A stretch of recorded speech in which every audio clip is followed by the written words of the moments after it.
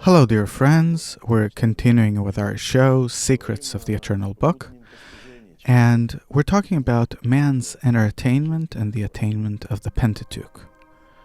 Chayei Sarah, episode number 1. As always, with us is Dr. Michael Lightman. Hello. The secret is really in the inner attainment. Otherwise, there is no secret. You open the book. Everyone commentates it as they wish, and there are 1,000 different commentaries to it, and people write doctorates about it and whatnot. And there are no secrets. The secret begins when you start feeling that there's something inside and that you have to reveal it. I'm always thinking about the level of a person's ego, that's how you grasp things. Because it says, for example, Moses climbed Mount Sinai, and a person, he's listening, and who did he talk to? Who did he talk to, and so on. And someone else listens and says, rubbish, meaning it's all according to the level of a person's ego. And gradually, we're advancing to such a level where we are becoming complete egoists. We don't believe anything. It's hard to believe. It's the right word, disbelief, right? Yeah, in our world, it's called belief, of course. And he climbed. He could have done it here. No, he had to climb to some high place. What do you have there? The wind's blowing so you can better hear the voice of the Creator. And the book, it fell from the sky into his hands. Yeah, the book directly came out of the press, the tables.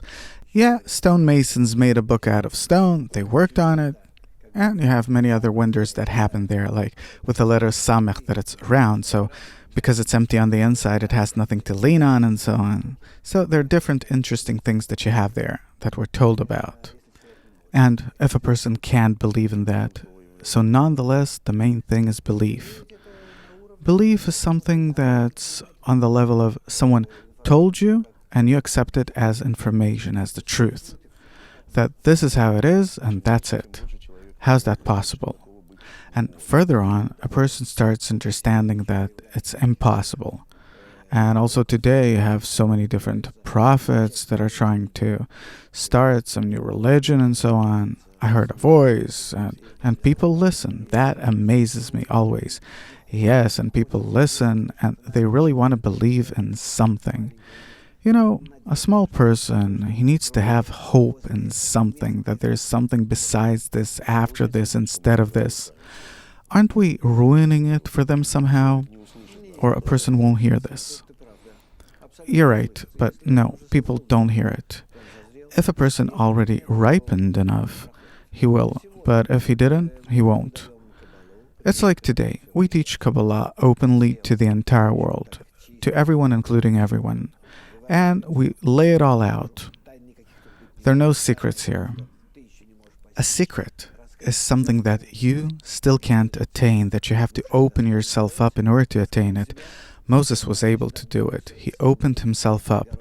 He rose above the mountain of his doubts and contemplations, and so he revealed the Creator. And he heard and saw in his inner senses.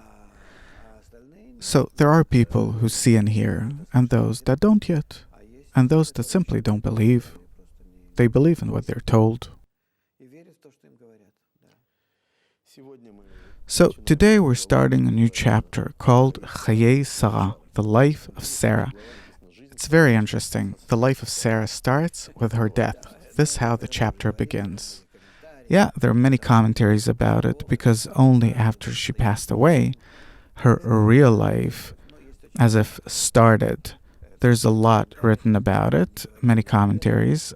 I'm not saying that they're not correct, but it's necessary to simply understand what level are they talking on. Because if the commentary comes from a true source, from Kabbalists, then they can use such words and expressions in the form of a story, or they can express it in the form of morals that to us might seem a bit imaginary even. But the life of Sarah begins like the life of any other person, after killing one's own ego. Therefore, it's said, the dead are free. When you kill your ego, you're free. You rise above it. And that's actually called death, not the death of our body. There's not a single word said about our body, but it's all about the death of the inner egoistic I, self. It doesn't die, but you can control it from above with the help of some new idea. So that means that the self in you, as a ruling force, has died. What you explained about rising above the ego really inspires me. The question is, those that are watching us right now, does it inspire them too? Yes, even though that it's complicated and unclear and why, what for, but a person hears that there's something greater, there's something to head toward, that something somewhere becomes revealed, and that's always pleasant to a person. And even if the person himself doesn't head there, the others do, and so I'm also somehow related to this. And to be related to something big and great gives a person a sense of fulfillment and illumination from afar. This is a good beginning for our show. Sarah lived 127 years. These were the years of the life of Sarah, and Sarah died at Kiryat Arba, that is Hebron, in the land of Canaan, and Abraham went in to mourn for Sarah and to weep for her. This is how the chapter begins. I looked into the book of Zohar, and I found the following excerpts about the life of Sarah. Her death, as opposed to all other women, is described in the Torah. And in general, there is an entire chapter written about Sarah, Chayei Sarah, the life of Sarah. There is nothing like that written about any other woman, because Sarah symbolizes the general desire. The Malchut, by the way, it's the most common female name in the world. She's, so to speak, the procreator of the entire female species. And Abraham is not that common. Well, it's common for Jews, and in some other religions too. Oh, for Arabs, Ibrahim, because he's our common father. Mormons use the name in certain branches of Christianity. And Sarah, she's everywhere. And this is what it says about Sarah. It is not written of any of them as it is written of Sarah, and the life of Sarah was 127 years. These were the years of the life of Sarah. Thus, neither of them counted days and years as with Sarah. No special portion is written of any of them as it is for Sarah, since she is the degree that all of man's days and years depend on. And here he says something that maybe you can explain, meaning on these mochin, which are the life of Sarah, implied in the numbers 100 years and 20 years and 7 years, which are the span of man's life. Yeah, it's the connection of Malchut and Bina, Sarah meaning, and therefore she gives everyone life. But all those that came after her are that same Sarah, only in a more developed form. In general, the Torah doesn't talk about some concrete shape or form, but about the degrees that we have to go through. And just like you have Abraham, and from him is born the next degree, Isaac, Jacob, Moshe, Aaron, Yosef, David, and Jacob also has 12 sons besides Joseph.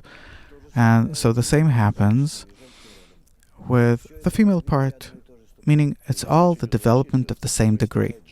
Here it says that the life of man came from that altogether, because it all talks about the Malchut. It's such a quality that represents our soul.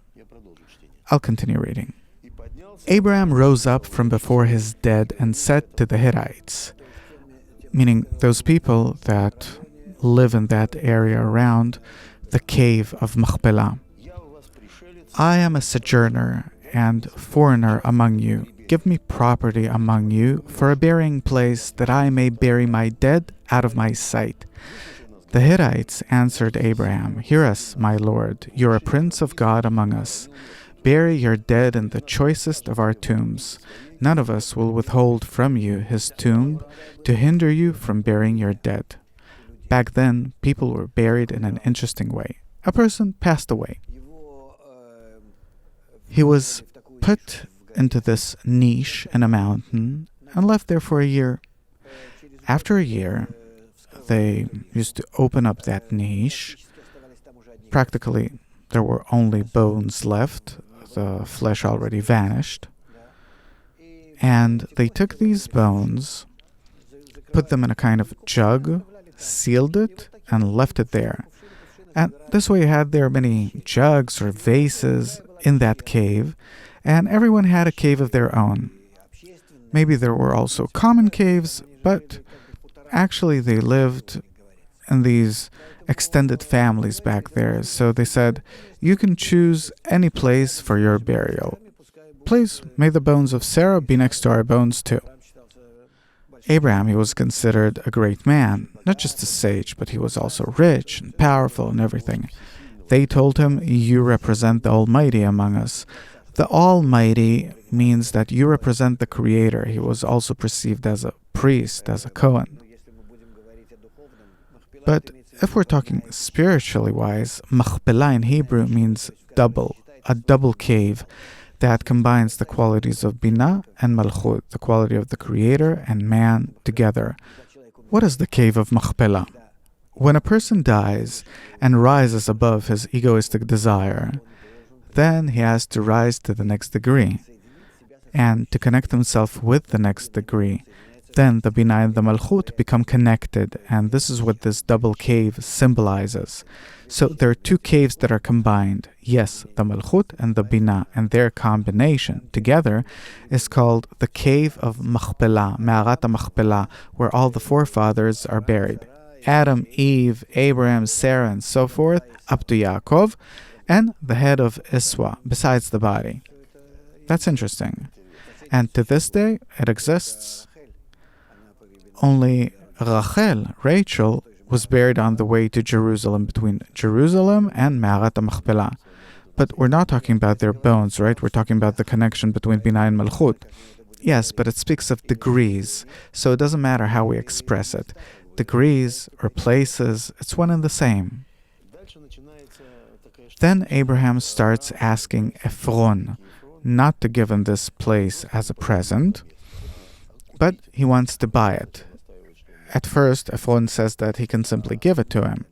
No, the thing is that buying means that I have a screen over this egoistic desire, and with this egoistic desire, with the help of the screen, kesef, money in Hebrew, comes from the word kisuf, cover, screen, meaning I want to pay, and to pay the full price, 400 shekels, meaning to completely cover this double quality of malchut, of reception, with bestowal, and then I will acquire this degree, and then we will really enter the next world, the next degree. And here again, as if a person dies and enters the next world, meaning his ego dies. And it dies because he rises above it. He acquires a screen, and by that he acquires the next degree of the next world. Beautiful. Beyond the ordinary, really, this kind of perception, it gives people have to nonetheless understand that there's nothing left of our body. What a person achieves in this world, in this life, if he discovers the upper world, he does. If he doesn't, he doesn't. Our body here is meaningless. What stands in our way of feeling the upper world are only our desires that are uncorrected yet. Abraham listened to Ephron, and Abraham weighed out for Ephron the silver that he had named in the hearing of the Hittites, 400 shekels of silver. And so the field of Ephron in Machpelah, which was to the east of Mamre, the field with the cave that was in it and all the trees that were in the field throughout its whole area, was made over to Abraham as a possession in the presence of the Hittites, before all who went in at the gate of his city. After this, Abraham buried Sarah his wife in the cave of the field of Machpelah, east of Mamre, that is Hebron, in the land of Canaan. The field and the cave that is in it were made over to Abraham as property for a burying place by the Hittites. Meaning he rose above the ego, and in the book of Zohar I found a lot about caves, because it symbolizes the next degree. And the 400 shekels and everything, meaning a person who just reads this, he kind of skips over it. Otherwise, what? It's like the first legal action of buying and selling that was ever documented, with the seal, proof, here's the money, here's the document and everything. And really, there are many legal matters that are based on this, by the way. But of course, it's not about that. Its true meaning is that a person takes his entire ego and he can connect it to the quality of Binah, of bestowal. And this double quality of Malchut and Binah, the quality of the ego and of bestowal that I get from above, that help me put my ego to death and once again give birth to it in reception in order to bestow on the next degree. And this is why this chapter is called The Life of Sarah. And therefore, the cave is actually the entrance into the upper world, this state, this level, where the Malchut connects with the Binah. This double state is called a double cave, Me'arat Machpelah, the entrance into the real degree of the spiritual world. And this is what the Zohar writes about it. Abraham knew the sign in that cave of Machpelah. His heart and desire were there because he first entered there and saw Adam and Eve concealed there. And how did he know that it was they? After all, he did not know them from before, but he saw the shape of Adam and observed it, and an opening of the Garden of Eden was opened to him, and he realized that that form of Adam was within him. He realized that because he was in the Garden of Eden in his life, upon his passing, he was rewarded with the burial at the door of the Garden of Eden. It's amazing that it was at the Garden of Eden that in his life he came close to it. And then it says, anyone who observes the shape of Adam can never escape death but must die instantly. This is so because when a person departs from the world, he sees Adam HaRishon, meaning the first man, and at that time dies. But Abraham looked at him and saw his shape and persisted. He saw a light shining in the cave and a single candle burning. Then Abraham coveted that place for his own abode, and his heart and desire were always in the cave. If a person only hears the literal meaning of this, then you understand. But how to explain that in the cave he saw the shape of Adam HaRishon? He rose to the degree of the cave of the Malchut and the Binah, and he saw that from that level begins the next corrected degree, the Garden of Eden, or Adam before his sin, before his shattering. And of course, that degree for him became the goal that he had to attain, and he only wanted to put his ego to death, rise above it, and achieve that state, naturally.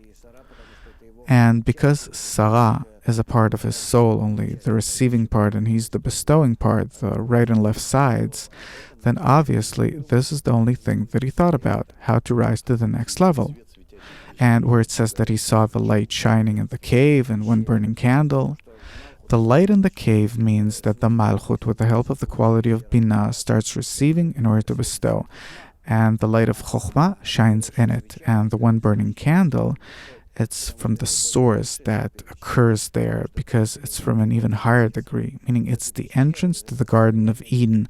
From that cave, from that state of Binah, you see the state of Abba and Ima, Arich Anpin, Atik, meaning you see all the sources of light from above. And you're right, in the Zohar, there's a lot about this cave, because it's that level from where we receive our entire force of governance, and everything comes from there. I'll read some more. The Zohar writes about it beautifully. When Abraham entered the cave for the first time, he saw a light there. The dust was thrown before him, and 2 graves were revealed to him. Then a man of his form stood up from his grave and saw Abraham and laughed. With that, Abraham knew that he was destined to be buried there. And then it says, Abraham told him, "Please, is this a castle without a roof?" Meaning he was bewildered, since the cave of Machpelah, which means a cave within a cave, must be completely dark, yet he saw light in there as though it was a house that was open at the top without a roof.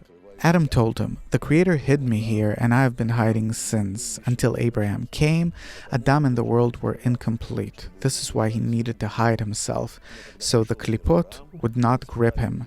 But when Abraham came to the world, he corrected him, and the world and he no longer needed to hide himself."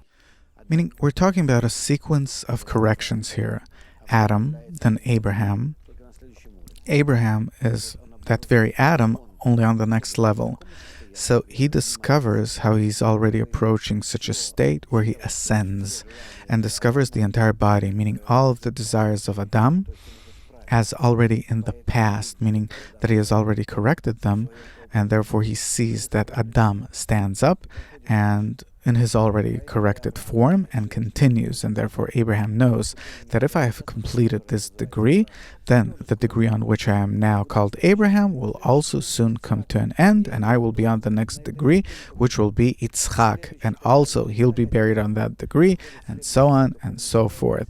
He goes through his spiritual states until he ascends to the world of endlessness, and everyone goes through this double cave.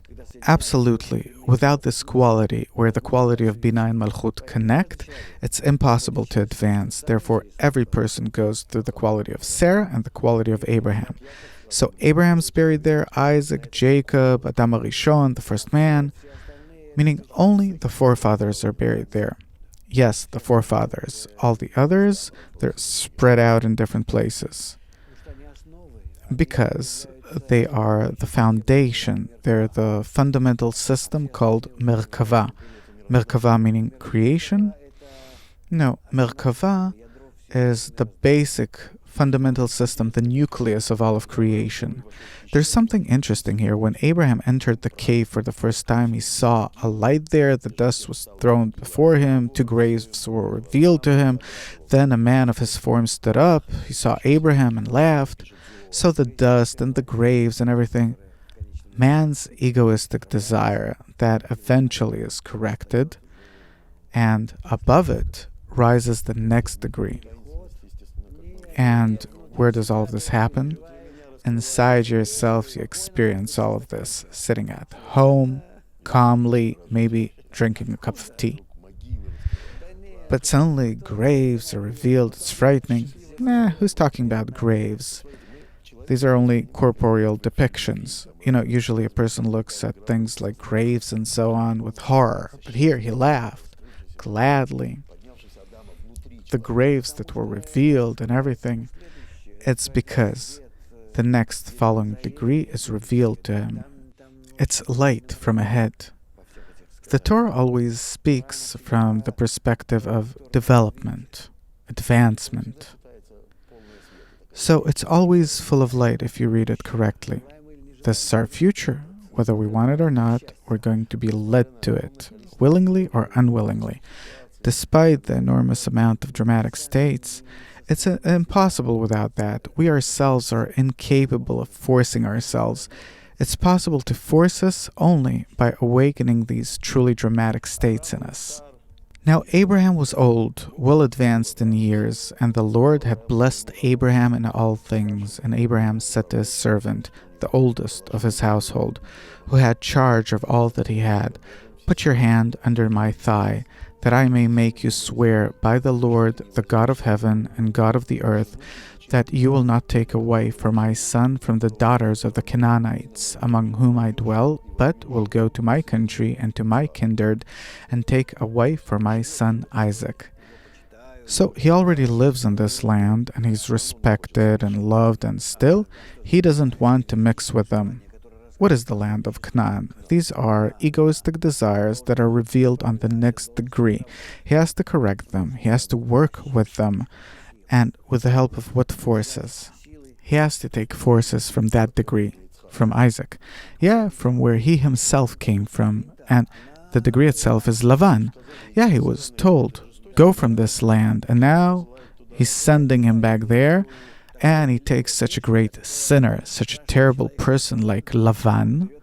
He takes his daughters. And so what follows is that it's better than taking from those that love you, that grew up with you. The thing is that this degree, Yitzchak, it's an essentially new degree.